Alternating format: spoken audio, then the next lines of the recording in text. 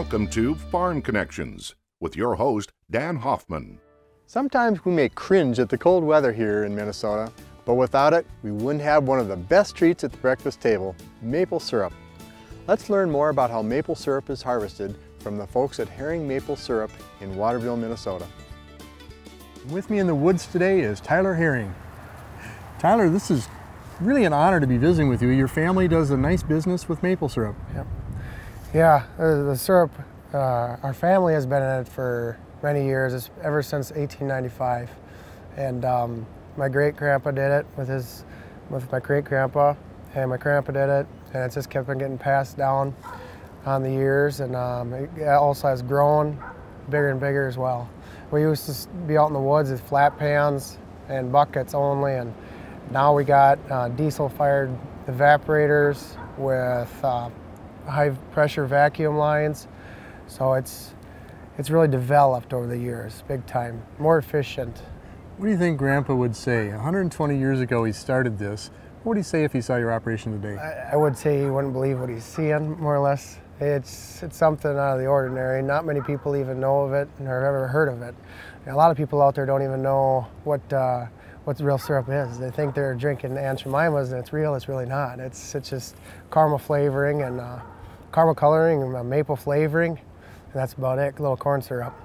And your family at Herring doesn't do anything like that. You have the real product. This is natural sugar right out of the tree, everything. It's the real deal. It's maple syrup. When Grandpa started in 1895, did he envision a commercial business, or did he do it for some other? No, he just did it for like locals, his neighbors, you know, a couple farmers around him. That was about it. It was just a hobbyist deal. When did your family decide to turn it into a bit of a commercial or farming business? About 4 years ago, 3 or 4 years ago, well, actually 5 years ago, I'd say, we started tapping more and more, and then it got to be where we had so much bulk syrup that you couldn't give it to all your neighbors and everybody, you know, and there is a market for it, we noticed, and we've heard about it, and we started just selling it at the farmer's market. My grandparents did, and us kids, and before you know it, we put more taps in, and now we're trying to sell it in stores and online, and it's getting out there ways then. Nice. Yeah. Well, you talked a little bit about the taps. Tell us about the process and what a tap is and what it does. When we used to do like bucket taps, it was 7/16 size hole, and it was a lot larger, and they didn't heal up as well. And the thing with buckets as well is having the bigger tap and everything, and it's exposed to the elements. It's not plugged off by a line like we use nowadays. And the bacteria gets in there and the hole will seal up earlier, and you won't get as much sap. So your yield will go down as well. See, with the new equipment, it's 7/16. It's a lot smaller. We're actually thinking about going to quarter next year. So the smaller the hole, the less damage you do to the tree. It heals faster, and also with pipe, no fresh air and bacteria gets in there. So Tyler, you started this process probably well before today. Oh, yeah. When there was snow on the ground. Yeah. You looked around for some trees. How did you identify what to tap? The maple trees, you know, it's come to be instinct almost. I can walk through the woods. I don't have to look for a leaf. I don't have to. I can look at the base of the tree and know it's a maple. We've been doing it for so long. It's more or less you've done it so long, an instinct. You're always around the maple trees. You know, you just know what to tap and what's not good. There's several things that you can pick out. Like on a maple tree, the bark, younger ones are a lot smoother, and they usually have white blotchy spots on them because there ain't no leaves in the winter when we're tapping. You know, we got lines going to them, but still, if you were to run through the woods and tap the trees, you wouldn't be able to know because there's no leaves. But you got to look at the features the tree has. Is the bark, color of the bark, and then sometimes like the base of a tree. A base of a maple, you won't have shoots ever coming off of it. It's just its own tree. There'll never be any junk on the bottom. You look for a certain size of tree? Typically, no, but you know, we have a certain size we won't tap. It's just too small. We'll start at like at least 6-7 inches in diameter cross or radius cross, and you get 18 inches. That is 2 taps, and if you can't wrap your arms around the tree, that's 3 taps. Otherwise, you won't go any more than that. You leave the taps in all winter? The taps aren't in all winter. They're usually tapped probably about 2 weeks before the season, and then we pull them out right after the season's done. And so you come back to the same woods the following year. Yep. Where do you put the tap? In the same hole? No, we don't. You have to. It has to be at least 3 to 5 inches away from the old tap, and it can't be straight above or straight below it. Why? And it's because if you tap that tree right there straight below it, sometimes you'll tend to get a leak.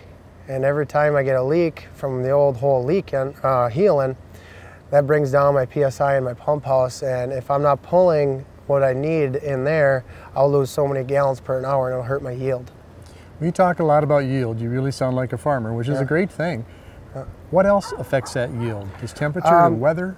It's the temperature. It's all weather depending, just like farming. If you get a huge rain, except for that for maple syrup, if you get a big rain or big snow, it's good.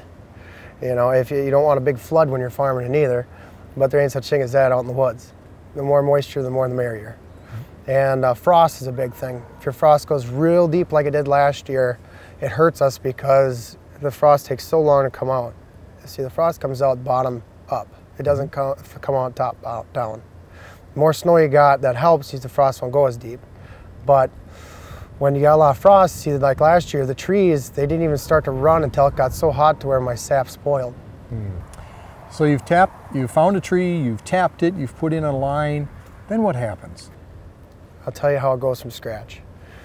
When you're going to do a woods, you go out and you walk the woods and you can see all the natural funnel points where everything's going to flow to. Sometimes it helps to have a creek in the woods. Majority of my woods actually do have a creek in them. And we'll flag it. We use a laser or eye level, and you flag all the big pipe. There's actually several different sizes of pipe.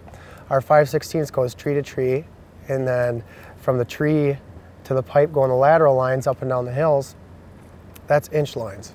And that runs down to your main lines. So how many acres do you have underneath production? I would say about 500-600 acres we have of all maple trees. Wow. Yeah. 500 or 600 acres, do you own it all? No, we don't. We lease, we rent. It depends on, every woods is different. And how many taps? About 33,000. Making you probably one of the largest in the state? The largest in Minnesota, by far in Minnesota. And we're looking to grow too. Next year we're looking more towards 50,000. Well, you mentioned other areas maybe not having the same taste or quality as yours. What makes that difference? It's the soil. The soil, and then your sugar content is what it is a lot higher. You see, when you have clay and slake and rock, it ain't good. Your yield ain't strong. It's just like corn. If you plant your corn in a clay field, it's not going to grow as good as in black dirt. Well, we certainly have that here. Lots of black soil. I was admiring that. It's very loose. That's the blackest there is. Tyler, those 3,000-gallon poly tanks, the sap accumulates, and there it is. Yep. Now what happens? Well, usually what we'll do is we'll pick it up with a pump truck. We have a semi, and then we have this old fire engine truck, tanker. Then we use that to pick it up, and that runs it back to our sugar bush. And from there, we process it as fast as we can, or we try to, because the faster you process it, the lighter the syrup you're going to get. And the lighter the syrup, the higher the price you're going to get. Lighter in density or color? Color. They have basically, mainly we go on a grade of like grade A light amber, dark amber, grade B light amber, dark amber. Then you have commercial. That's your cheapest one. Yeah, but when you get the lighter syrup, you want the grade A light amber. That's the highest price you're going to get. And obviously that syrup needs cooking and reducing. Yeah, we run it through an RO, and the RO takes 60% of the water out. Reverse osmosis? Yeah, reverse osmosis. What percent comes out? About 60% of the water. 60%? Yeah. And after the reverse osmosis takes that much out, what yeah, happens? The evaporator does the rest. We have a big diesel evaporator, and that does all the cooking, and then it comes to be a finished product. It still has pulp in it, and then we run it through a filter press. And the filter press, you mix a mineral in it, looks almost like flour, and what that does is attaches to the pulp, and then it catches it in our filters. And then when it comes out, it's crystal clear. Otherwise, before that, you can't see through it. It just looks really cloudy. How do you get this wonderful product out to the environment, the people that want to use it? We do it online on our website, herringsmaplesyrup.com. You can find it on there. And we also sell in like local farmers markets in the surrounding towns. and just by word of mouth and stores, few stores around town. Yep. Tyler, thanks for all the hard work you do. All of us with pallets for maple syrup appreciate it. Oh yeah, you bet, you bet. So thanks for coming out. You're welcome. Appreciate it.